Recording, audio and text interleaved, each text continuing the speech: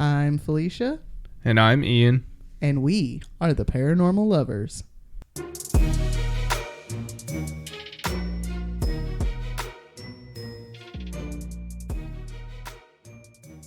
It's in 2 days. Welcome back to another episode of The Paranormal Lovers. Hi, guys. Hey, guys. Thanks for joining us. The first episode of 2024. My hand looks like all like blurry in StreamYard. That's pretty cool. You're so silly. Yeah, first episode of the new year. Yeah. Is it the first episode? Second of the new year? episode. Second episode of the new year. Whatever. I was trying to get in there with it, damn it. Episode 53. First one of your episodes. First episode of the new quote-unquote season. Yeah, season 2. Yeah, season 2. Yeah. Episode 53. 53. It's an odd number.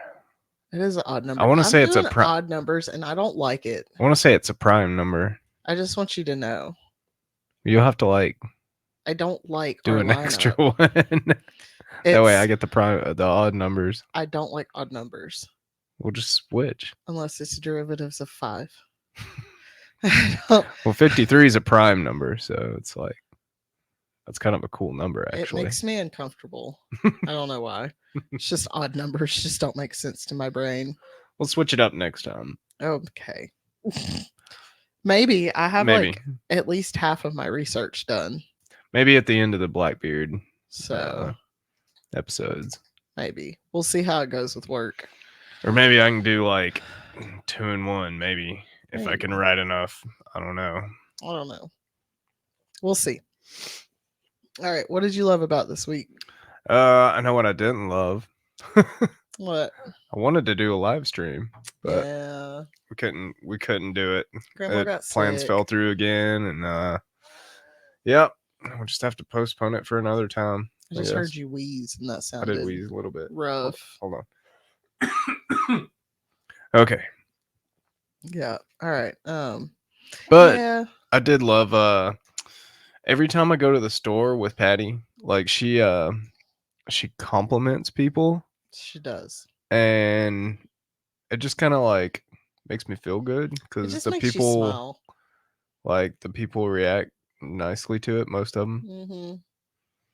Most of the time, I can tell really quick whether or not somebody's into Patty being all up in their space. Because the girl has no spatial awareness. No. She doesn't give a shit that you have a bubble that you want to protect. She doesn't care. She's gonna get in it. And she's gonna tell you how great she thinks your shoes are and how much she likes your hair and what her favorite color is. I just thought that was really cool. It kind of but yeah, I make think somebody's it's real day, sweet. you know. I'll just sit there and watch her for a minute talking to people. Mm-hmm. And she can really talk to anybody. Men, women, old, young, she doesn't care. No. Everybody's a friend. She's I talk to them. They're my friend.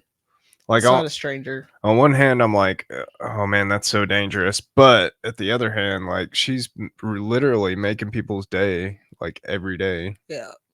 I think that's why it's important in a parent crime viewpoint to talk about strange behavior versus stranger danger. Because if you have a child like ours who sees no one as a stranger, no matter how much you're you don't know if that's a bad person or not, you just don't know. And we will get uncomfortable when she's talking to certain people. I mean, I do. I can't say that you do.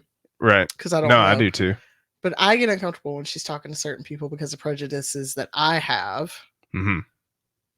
But they're not doing anything wrong. No.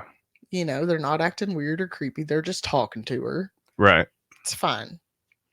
So that's why it's important to talk about strange behavior versus stranger danger. Right. Because unfortunately, most of the time when bad stuff happens, it's going to be people that are close to you. It's true. So, anyways, God.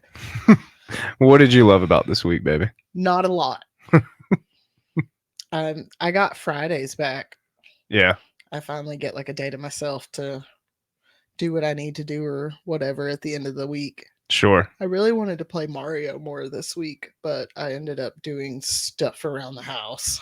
Yeah. So, yay, adulting. Right. That's about it though. Like this week at work was shit. I've been stuck on the make line all week. Mm-hmm. And like I thought I got away from that. Right. You know, like I enjoyed managing. I was like happy in a manager role. I enjoy being busy and you know, I'm busy doing the make line, but it's tedious, it's repetitive, and I enjoy like the challenge and just getting out there and doing something a little different, talking to different people and stuff every day. But now I'm stuck. Yeah. So it'll get better. We'll see how it goes. Yeah. All right. So what did you love about this week? Did I already ask you that? Yeah. Okay.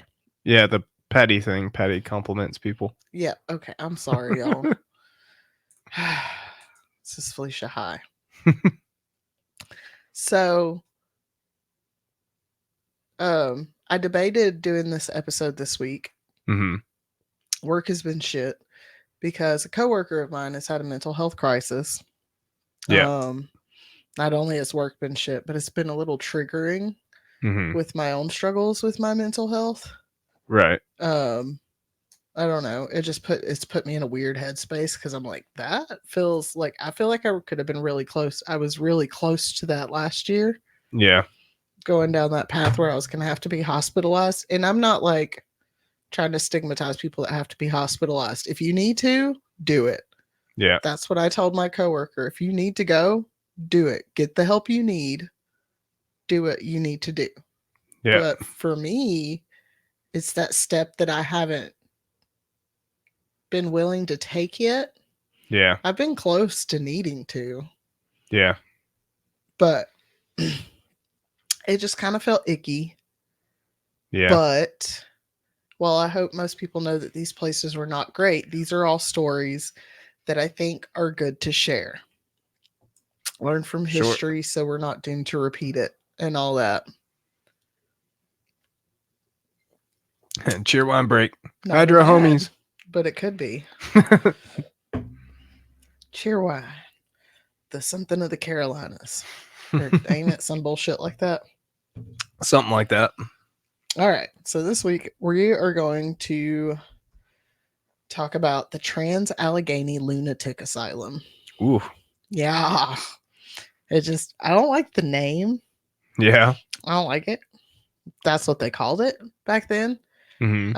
It was open in 1881. It took them from 1858 to 1881 to build it. It stayed 30 open. years? Almost. Wow.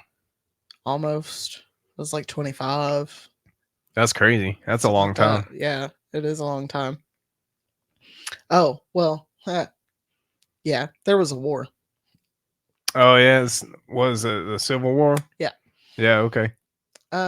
It stayed open until 1994, although it went through a name change in 1913 to Weston State Hospital. It was changed back to the TALA, and I'm going to call it that. That's the initials TALA. Mm-hmm. And I actually saw it on a couple of other websites. So I'm like, good. That's what we're going to call it, TALA. And I just don't want to keep saying lunatic or asylum. Right. It was changed back to TALA once it was reopened as a tourist attraction. It was a state-ran hospital authorized by the Virginia General Assembly and built near present-day Weston, West Virginia. I want to say I've seen I've seen ghost shows where they went through there. Probably, yeah. It's been on a few other shows or a few shows.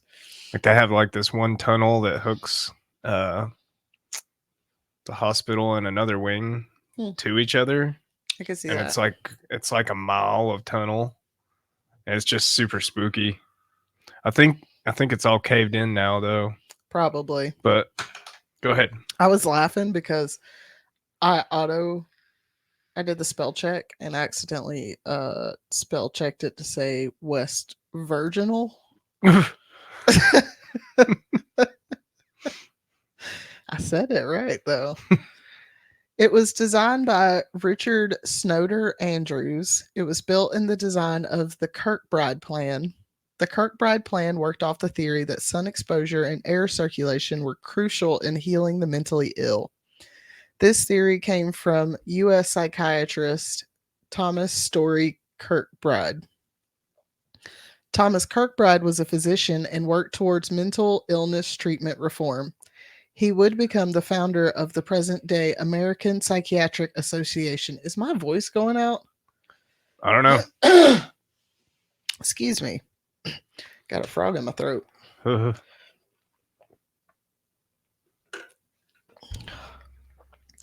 The foundation of Kirkbride's crusade was put in place by Dorothea Dix.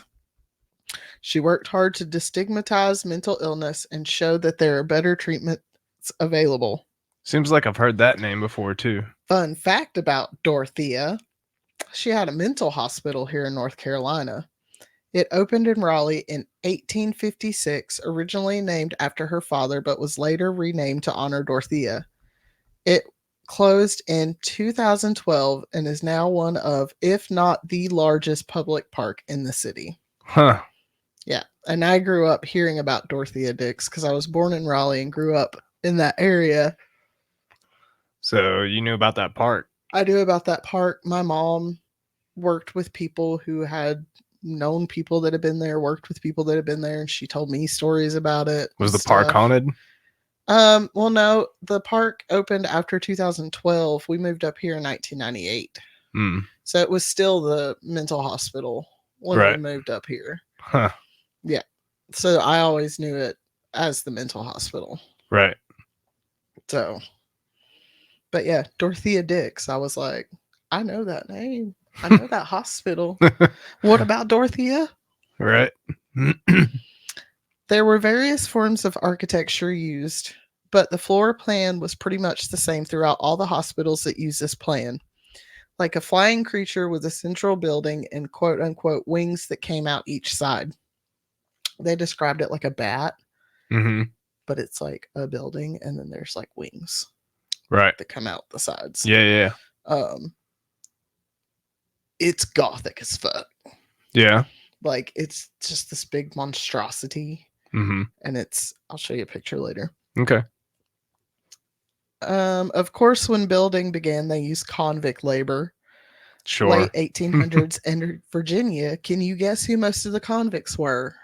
In November of 1858, a local newspaper noted that, quote, 7 convict Negroes, end quote, were the first brought to the site to begin the work. Made me think back to your slaves. Brushy Mountain episode. They were like still built by slaves, basically. Yeah. Because they would put black people in jail for like stupid crimes like stealing a piece of gum or something, and then force them to do labor, or like because they couldn't keep slaves anymore, so now they had convicts. Bump into a woman and on the street and she's like, oh, he assaulted me. Yep. Throw him in jail. In 1861, the Civil War broke out and construction on the hospital was halted. Virginia demanded their money back to boost their defenses once they seceded from the U.S. Were they part of the South or the North? They were part I don't know nothing about the Civil War, so. The North, but then they ceded to the Confederacy. Gotcha. So they left the Union to the Confederacy. Became the rebels. Yeah. Dun, dun, dun, dun, dun, dun. But Virginia used to be much bigger than it is. Yeah. And there used to not be a West. Right. Blah, blah, blah, blah. But the money was seized by the 7th Ohio Volunteer Infantry and taken to Wheeling in nowadays West Virginia. They used some of the money for the establishment of the reorganized government of Virginia. These were delegates from the northwestern counties of Virginia who sided with the Union. They appropriated money to complete the construction of the hospital in 1862. In 1863, West Virginia was admitted to the U.S. as a state, and the hospital was renamed the West Virginia Hospital for the Insane. Jesus Christ, that's worse. You're like, West Virginia Hospital, and then you got to throw in for the insane. Yeah.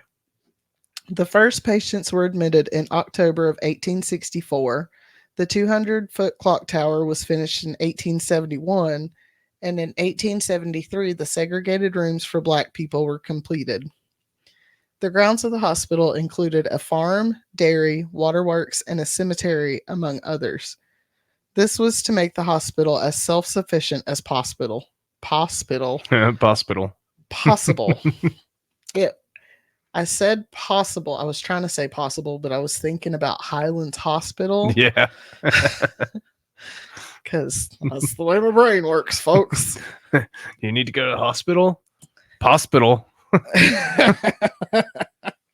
No, it was making me think how this hospital has a farm, a dairy, waterworks, and Highland Hospital in Asheville was kind of like that too. Right. They had a farm and stuff on it, and they would make them work on it so that they were sufficient. Self-sufficient. Oh, sorry.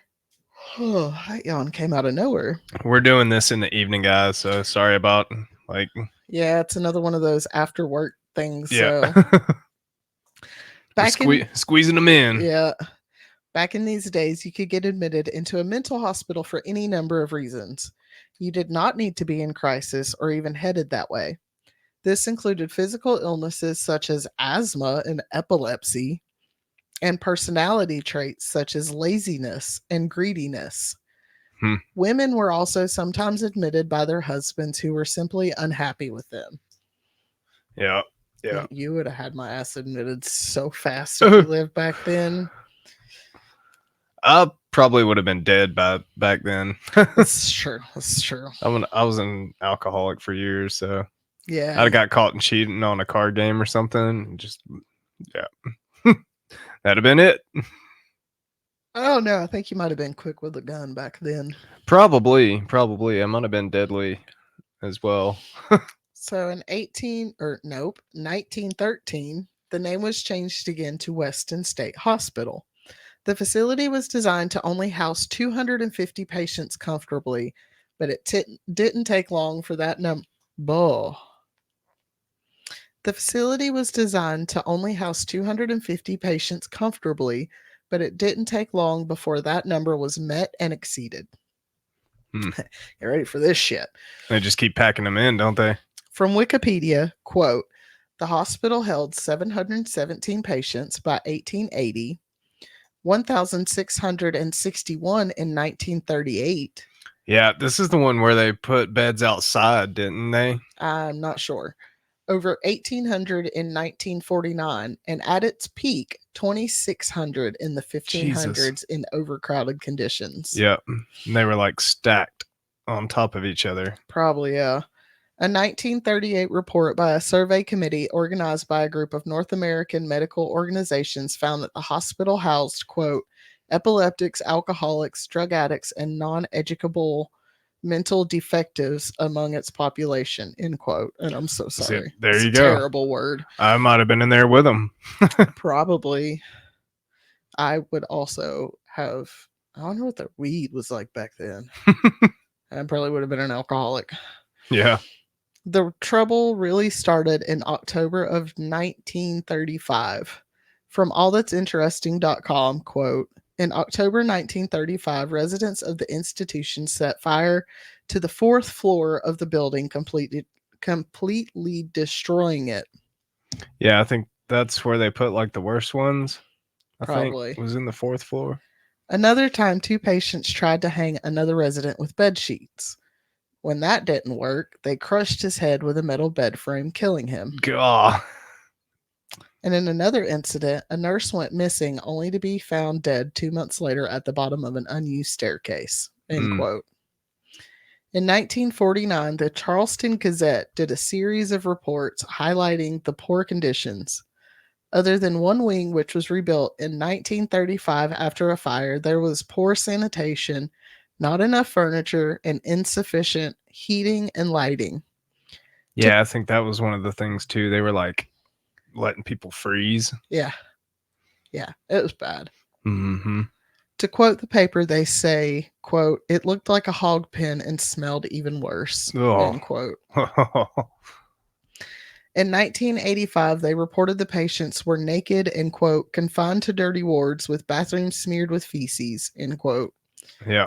They reported this as the hospital being, quote, "dirty and unkempt," end quote. Yeah.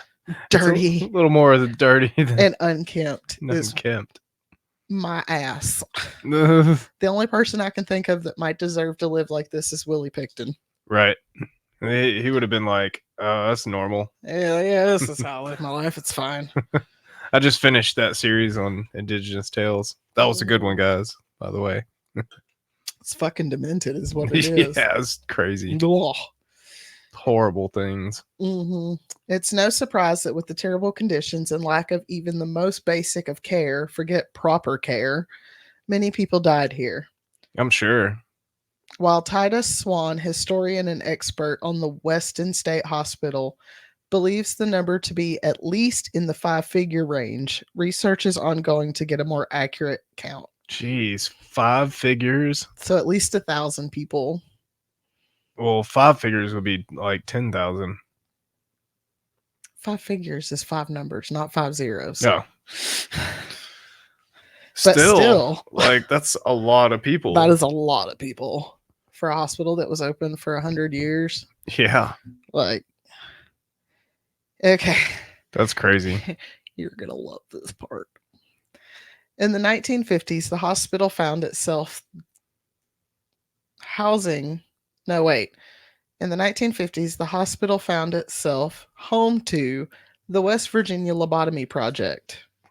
Yep. They were trying to find a way to reduce the population within the hospital. So why not scramble some brains? Wasn't that where lobotomy got its start at? It's where this particular form of lobotomy got its start at. There were multiple forms of lobotomy, and this was probably the worst. I want to say the One Flew Over the Cuckoo's Nest was about this place. I want to say. I could be wrong, but I mean, have you ever seen that movie? I've once. It's about insane asylum with like lobotomy, and it's got Jack Nicholson in it. It's a good movie. I know of it, and I'm pretty sure I've seen it. But I don't remember. I've watched a lot of movies, man. Yeah, me too. Okay, this was a combined effort by the state of West Virginia and Walter Freeman. You know, I almost wrote doctor, but then I remembered he wasn't a doctor. He wasn't a doctor. No medical training whatsoever. None. And this is the man training other not doctors and a few doctors on how to scramble someone's brain. Jesus. Now here's some nightmare fuel for you. And if you're squeamish or have a thing about eyes, just skip it. Skip forward a minute or two. Ahead. You won't like this. Nope. Now Walter's method, including putting an orbitoclast, an ice pick like instrument, quote, under the eyelid and against the top of the eye socket, a mallet was then used to drive the orbiclast through the thin layer of bone and into the brain. End quote. My eyeballs just hurt. Yep. They were like, no. This method could be done anywhere by anyone. Often it was used by untrained psychiatrists. Don't worry, though. They do knock you out first. Their form of anesthesia? Using electroshock therapy to induce a seizure and unconsciousness. Oh, my God. Oh, that's horrible. No, thank you. Thankfully, the number of patients began to dwindle in the 1980s due to changes in the treatments of mental illnesses. Yeah, I think people started reporting them too in the 80s. At least that's what the one show I watched was saying. They were like reporting how dirty the hospital was and stuff. And they were like, hey, you can't like treat people like this. Yeah, for real. They're like people still, you know? Yeah. It's really sad. Because they didn't treat them like people even. They treated them like animals. Yeah. Like they really did. They treated them like animals because they didn't understand mental illness. That's so horrible. And it's really sad how many hospitals there were like this. The ghost show I watched, they all said, over the world. Yeah.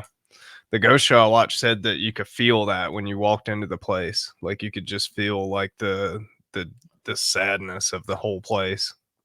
But yeah, I can imagine. Like once you get in there wasn't really a chance for you to get out. right. Ever. No. You know? They wouldn't let you leave. But thankfully, the number of patients began to dwindle in the 1980s due to changes in the treatments of mental illnesses. Sure. In 1986, the year of my birth, Governor Arch Moore announced plans for a new hospital. They would then convert the current hospital into a prison. They began conversions authorized by Moore, but work was soon stopped when the state found it to be unconstitutional. I don't really know what that's all about, but okay. Right on. Whatever. Weston State Hospital closed in May of 1994, and the new facility, the William R. Sharp Hospital, was built in Weston. The hospital was closed due to a lot of reasons, one being a class action lawsuit filed by the families of patients. Yeah, that's what it was. Like, yeah. That it was the show that I watched. The hospital sat fairly vacant, occasionally being used by locals for events like fairs and church events. Let's come pray to Jesus in this abandoned asylum. Oh man. The fuck? No. In 1999, the hospital was damaged by off duty cops playing paintball. 3 of them were fired after the incident. So they'll fire you for damaging a fucking hospital playing paintball, but they won't fire you when you murder someone. What? Right. Sorry. A few different museums opened up in 2004, but were forced to close due to fire code violations. On August 29th, 2007, the West Virginia Department of Health and Human Resources auctioned the hospital. It was bought for $1.5 million by Joe Jordan, an asbestos demolition contractor. He bought a hospital.